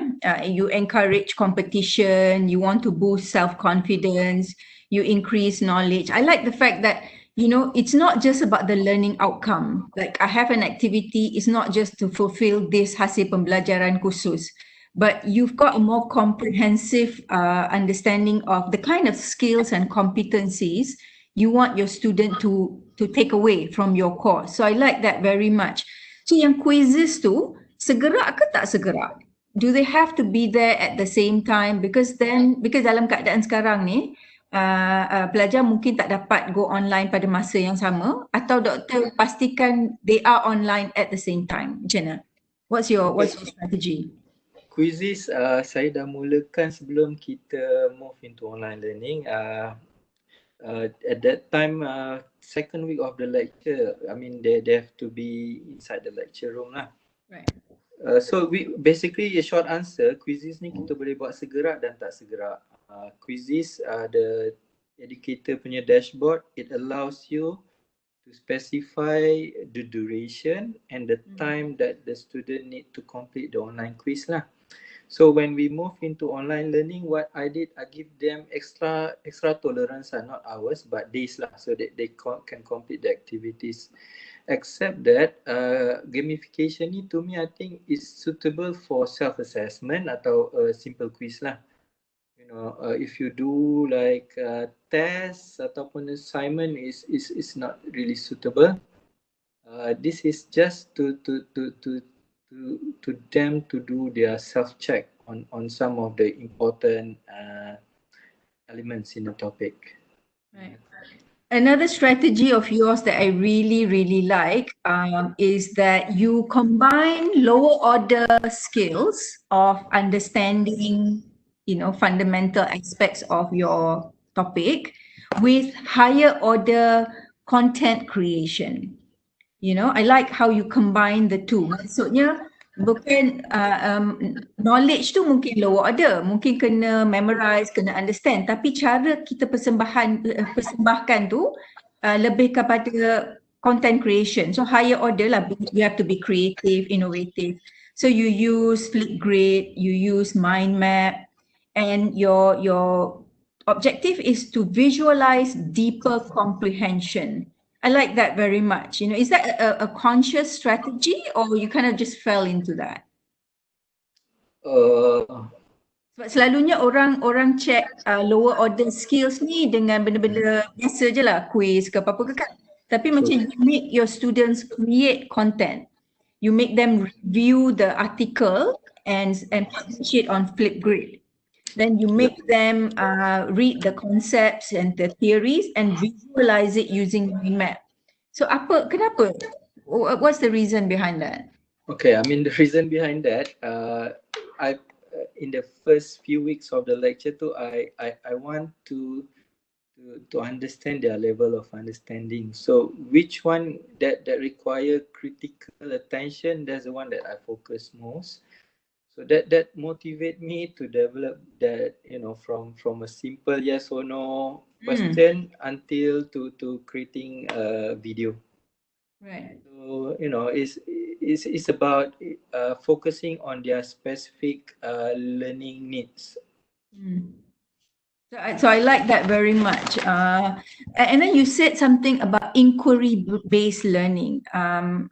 One of the things that, you know, I find that I've been with UKM for 25 years. One of the things that I find missing, even Vice Chancellor kita pun ada sebut masa Kinovasi baru-baru ni, when he gave the opening speech, that our students don't ask enough critical questions. We are the ones asking them those critical questions. So bila buat inquiry based learning ni, pelajar kena pandai bersoal atau kena suka bersoal. So bagaimana Dr. Adi pastikan nombor satu, pelajar akan bersoal, you know, that they want to question, that they are inquisitive. How do you encourage that? I think that's the most challenging part from my experience lah. You know, in fact, not only asking question, even ask them to talk one. Yeah. So I mean, one of the ways like I shared is, you know, to relate with the current issue. Right. Relate with current issue, but within the context of the subject itself lah. You know. So from there, when I walk around and make sure they complete the activities, they start to ask me question. You know, a simple one will be, Doctor, the article that I found is this correct? Then I tell, no, that's not what I want. You know, and then some of them start, oh, instead of using article, can we come up with some idea or innovation? Then I start to hear their ideas. So I mean, these are some of the physical punya learning context yang we still need to have to validate their, you know, their inquiry based atau their inquisitive mind. You know, if you're doing online, I still couldn't find ways to you know to make them more inquisitive. Yeah, I think that's one of our big challenge, is to make our students question and be confident enough to question. You know, tadi so and another thing that I like what you do, you connect your discipline with popular culture. So I like that very much. You use Star Wars, you use Endgame, you use rock music. In my family, we've got a couple of guitarists, so you know, I'm very familiar with the music composition that you identified with, and I like how you use that as a conversation starter. So you're not removed from the social media. You're not removed from popular culture. So that allows you to kind of create the content. Cumanya soalannya, setiap cohort ada kelainan dia. Kan, macam tahun ni mungkin mereka ni interested dalam Endgame ke, Star Wars ke. Macam mana, ada tak pernah experience doktor macam cuba benda yang sama tapi cohort yang baru tiba-tiba macam tak menjadi? Do you have such experience? So I mean the sharing is based on 3 different subject, pelajar tahun 2, tahun 4 dan juga master students. I mean, if you want to use pop culture, find those evergreen one ataupun the iconic one lah. So that's why I tend to avoid those within my age range, you know. Within my age range, perhaps not suitable to the student which is more into K-pop lah, yeah. So you have to understand the learners punya background and what's their current interest juga. Okay. Dan akhir sekali strategi yang doktor share pasal mission based education. I like that, you know, again, it must be a lot of work on your part to prepare all that, the end game dengan the each precious stone and the project that they need to do kan. So I'm sure a lot of effort went into that. How do you get them to buy into this mission? Because this is your mission for them. Right. Kan, how do you get them to buy into this mission that they want to carry out this mission? And then the second question follow up to that is this a group work? Obviously, it's not one person doing all the mission, kan? Yeah, How it's do a you group make work. sure, how do you make sure all the group members are together and for the success of the mission? Okay, for the mission-based learning, it's a very small group, fourth year student, and they are very matured in terms of collaboration, communication, dan juga listening to your instruction. And, I think you have to consider their years of maturity level juga. So I've experienced currently I have 90 students in second year. Last year too, about less than 15 of them quite manageable lah. So the mission based approach too I use for the fourth year student, and to get their buy-in, like you mentioned, is a project group. So there's another slide, but I don't want to show. They have to play a certain character. They have to choose some of the character in Avengers according to their preference, and make sure they're able to secure all the gemstone or the learning outcomes towards the end lah. Okay. Right. And finally, just a comment from me. I particularly like your final sharing when you talked about how the students had to develop familiarity with their future career in mobile network industry. You got them to do the mind map, and each one chose which industry they wanted to go into, and that is, to me, that captures what passion-based learning is all about, that their passion dictates their learning, and you are just the facilitator to facilitate that. So that was an awesome sharing session. Thank you so much. Now I open the floor to question from the audience. Kita ada 64 peserta. Sekiranya ada soalan, boleh saja.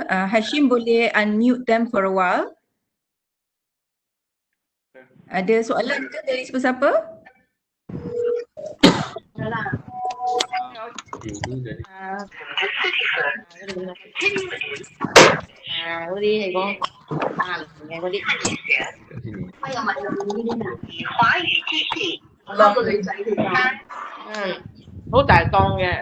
was a bad idea. Maybe we should unmute.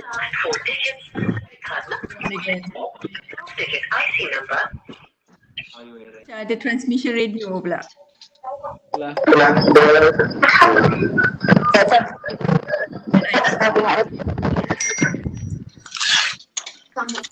Kalau saya salah boleh tukar ke? 20 hari Hashim mute saja, Hashim, sorry.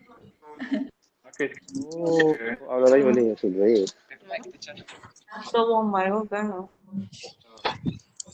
Kalau ada soalan boleh type dalam Q&A. Boleh. Boleh. Okay.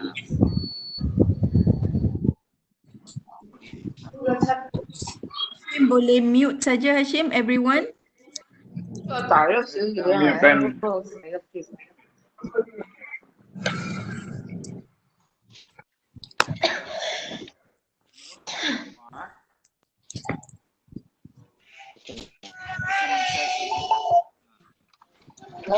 Hah? 245. Okay. Speaking. Ada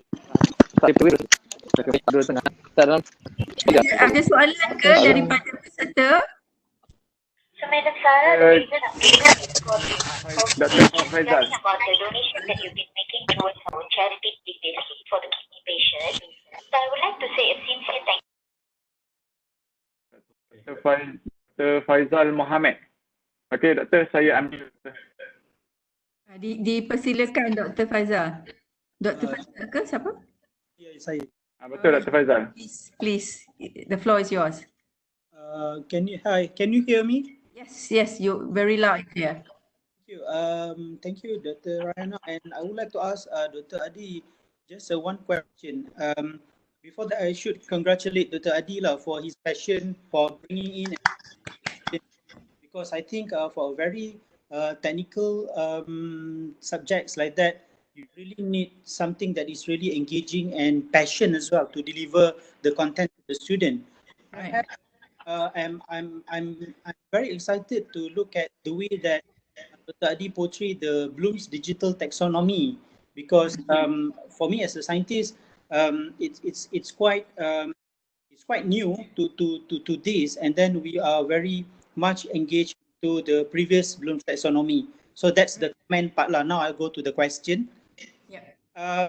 So Dr. Adi, have you ever look at how we do assessment in a way that do you have your own way of transforming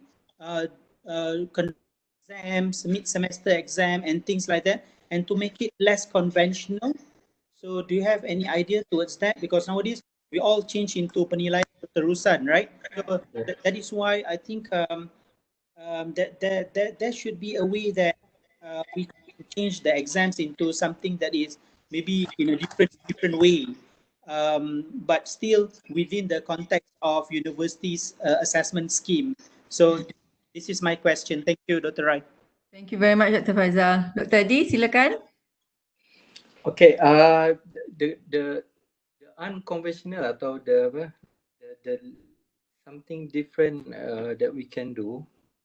Like example, previously when student presenting, we always measure their content and also their creativity. Right. But for my case, I extend the evaluation further. I want to know whether their video does it give a enough impact to the public. So that's why I push the video to social media lah. Because from the social media, if you can have access to the dashboard, like I shown earlier, you're able to tell how many followers that have engaged ataupun that have shown their likes atau interest on their video. So on top of the content, you can consider the impact of the video presentation juga. And in addition to that, like continuous learning sekarang kan, we have to trust the student to I practice this open book and online test lah. To me, the knowledge, the lower taxonomy level too, you can ask them in the exam hall, but once you are away from them, it's difficult to have control of such an environment. So to me, the best way is, we do open book tests. You can refer to books, run your Google search, but you have to make sure your question is Google proof. So that involves some design lah. They have to make some assumption, and obviously it's not a lower level kind of cognitive question. And just to make sure your question to really high level, just run a Google search and check, or there's nobody asked this question, so it should be safe. Yeah. So that's the second option of alternative assessment.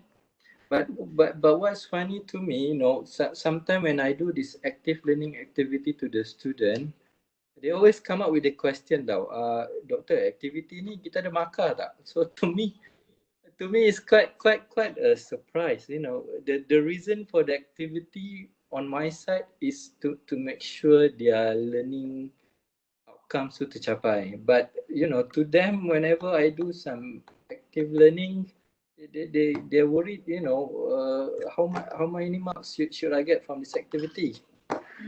So yeah. I mean, to me as an educator, what's my main concern is the knowledge that they have learned. Right. I found that the student, they're not interested with the knowledge they learn, but they just want to have their marks. But I like what you said about impact factor. I like that very much. That means it's not just knowledge now, but how much impact are you making in your society through the contents that you're creating? you're getting the student to participate in that aspect. So I like that very much. That's a very great focus to have. Is there any other questions? Sebab tadi saya dengar ada somebody else. Hashim, ada tak?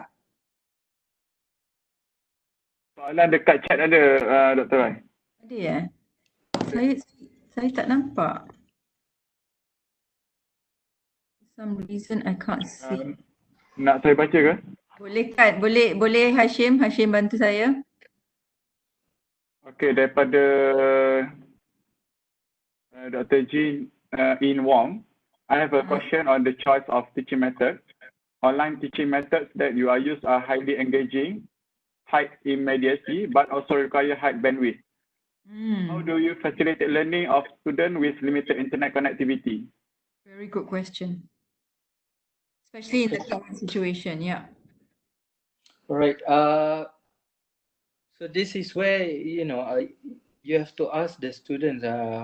For subject tahun 2 tu, about 90 of them, and I also got emails from them about their limited access. So what I practice is to do this asynchronous teaching and learning lah.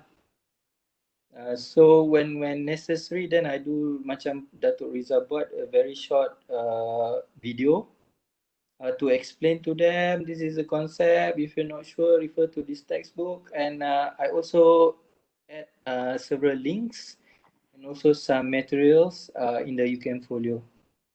So that's how I practice online learning, especially for those students with difficult access lah. Do you conduct a survey at the beginning to find out how well your students are able to get online from wherever they are? Do you do that, or did you do that at the beginning? Oh, I did that during that semester break. I think early April, was it? Yeah. I did that. So, but from there, that's how I make a decision to move lah. But like my master student, there are not many of them. They are okay with the internet. So I do this synchronous teaching and learning. Okay, Hashim, ada lagi? Ada satu lagi daripada Puan Sufira, saya bacakan. Profesor Madya Dr. Rosli Hadi, terima kasih di atas perkongsian. Secara jujurnya, pelajar rata-rata suka akan menjawab soalan melalui kuisis. Ini berdasarkan pengalaman anak saya sendiri semasa musim PKP ini. Soalan saya, bagaimana doktor make sure kuis yang diberikan pelajar yang menjawab bukan orang lain? Cepu mas. Soalan cepu mas. Okay. Quizzes sebenarnya ada, kalau kita create account as an educator, you are allowed to create a class. Right. So from the class, you just import your student email address, or alternatively, you can open that class so that all the student registered. Once you get all the numbers and the student names that appeared, you can close the class and you assign the quiz to according to their email address lah. To answer question whether they answer it or not, once they get the email, I'm not sure if they have brother or sister in telecom. They can help to answer, but like I said, that those things are beyond my control. But to me, I trust that my student do them by themselves. So that's why I said quizzes ni is suitable for quiz ataupun for self-assessment. Yeah. Okay, very good. But I like that, you have to begin with some kind of a trust. If there's no trust between you and your student, there's no basis of even a professional relationship, So I completely agree. Ada soalan lagi dari peserta? Dekat chat dah tak ada. Tak ada. Kalau siapa-siapa nak get online, ada komen daripada peserta, teachable materials are interesting. I do remember his point. So someone relates to your comment about the teachable material. So maybe we have 1 more minute before we leave. There's a comment here. I have been trying to use mobile app for research student supervision, but it seems like it's not so successful. I'm surprised that postgraduate students are still not so tech savvy and resist to change. I wonder if you have this issue. Sebab I can understand the comment from this participant, because sometimes postgraduate student, they might be a bit of a generation gap. I'm not saying, because my dad is 80 and he's tech savvy as well. So, we can't be ageist here, but at the same time, we need to be mindful. Some of our postgraduate student might not be as tech savvy. Do you have any such issues? Postgraduate, assuming this is master coursework, if you use that platform, to move towards that platform lah. Right. So, you have to give them instruction. I'm going to use these apps, so they will learn how to use the app eventually. But in terms of postgraduate research, I don't have any experience of, not only experience, the needs to have apps for now lah. Because most of my postgraduate research, they are doing simulation work. There is very specialized engineering software. But, what I did is to email them, or if there's a need, like at 2 o'clock, I'm going to have a video discussion with one of my PhD students lah. So to me, I think the for postgraduate research, maybe the important apps to them is like this WebEx ataupun Microsoft Teams.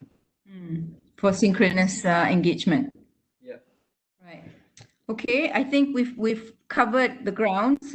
We've covered a lot of different topics. So I think we will just conclude by saying thank you so much to Dr. Adi for this awesome engagement and awesome sharing session. Today has truly been a kind of like another milestone for pengajaran UKM melalui sesi perkongsian best practices hari ini. Sesi kita ni what is the new normal in education, dan sesi sebelum ni daripada Prof Senior Datuk Reza Atik. Saya rasa we can say for sure that there are a lot of strategies that we can all use. Banyak strategi yang boleh kita guna pakai.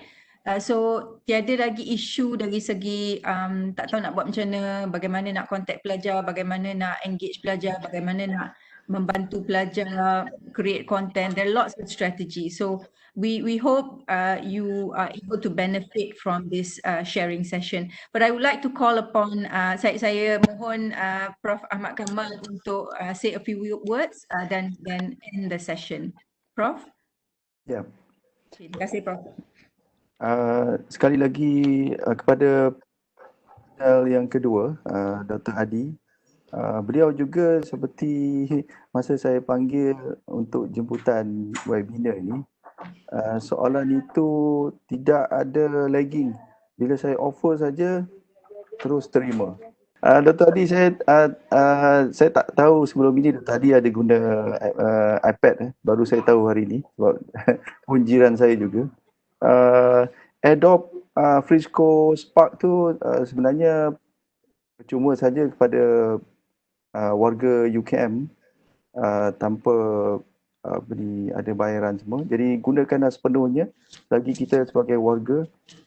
Dan juga perkongsian ini sangat berguna. Saya harapkan warga yang lain pun jangan khawatir untuk bercakap dalam webinar ini. Sama-sama kita berkongsi pengalaman bersama untuk kita naikkan di tahap pembelajaran kita, pengajaran kita dalam e-learning. Dan sekarang ni tak ada pilihan. Kita katakan post-COVID ni pun sepatutnya diteruskan dengan e-learning. Dan akhirnya saya ucap terima kasih pada panelis pertama, Datuk Reza. Saya rasa beliau masih ada lagi di sini. Dan juga panelis kedua. Masih ada lagi. Ya, terima kasih. Itu saja dari saya. Terima kasih. Baik, terima kasih Prof. Bagi mengakhiri majlis, saya ingin menjemput semua peserta yang hadir untuk sesi webinar kita yang seterusnya selepas raya pada hari Rabu insyaAllah saya cek Rabu selepas raya 3 hari bulan Jun kita akan adakan sesi webinar kita seterusnya. Look out for the promotion poster. So dengan itu kita sudahi dengan wabillahi taufiq wal hidayah. Wassalamualaikum warahmatullahi wabarakatuh. Thank you so much everybody, stay safe and selamat hari raya for those who are celebrating.